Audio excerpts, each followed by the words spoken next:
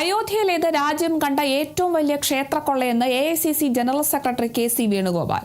കേരളത്തിലെ അടക്കം പാവപ്പെട്ട ആളുകളാണ് അയോധ്യയിൽ പണം സംഭാവന ചെയ്തത്. ട്രസ്റ്റ് ഭാരവാഹികളുടെ അറിവോടെയാണ് ഇതെല്ലാം നടന്നിരിക്കുന്നതെന്നും KC വേണുഗോപാൽ പറഞ്ഞു. പ്രധാനമന്ത്രി നേരിട്ട് മേൽനോട്ടം വഹിച്ച് നിയമിച്ചവരാണ് ട്രസ്റ്റ് ഭാരവാഹികൾ. കേന്ദ്ര ആഭ്യന്തരമന്ത്രിക്ക് മിണ്ടാട്ടമില്ലെന്നും KC വേണുഗോപാൽ പറഞ്ഞു. ഇന്ന് ഇന്ത്യ രാജ്യം ഏറ്റവും കൂടുതൽ ചർച്ച ചെയ്യപ്പെടുന്നതുമായ വിഷയമാണ് രാമക്ഷേത്രത്തിലെ സംഭാവനക്കൊള്ള. ഇന്ത്യ കണ്ട ഏറ്റവും വലിയ ക്ഷേത്രക്കൊള്ളയായിട്ട് ഇത് മാറിയിരിക്കുകയാണ്.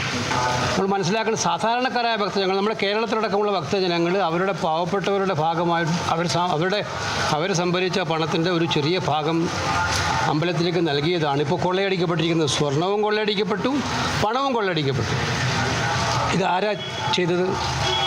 കഴിഞ്ഞ 4-5 മാസക്കാലത്തെ അവിടെ നടന്നിരുന്ന സംഭവങ്ങൾ പ്രത്യേകിച്ച് എടുത്ത് പരിശോധിച്ച് നോക്കിയാൽ ഇതെല്ലാം ട്രസ്റ്റ് ഭാരവാഹികളുടെ അറിവോട് കൂടിയിട്ടാണ് എന്നുള്ളത് വ്യക്തമാക്കുന്നതാണ്. ആരാണ് ട്രസ്റ്റ് ഭാരവാഹികൾ?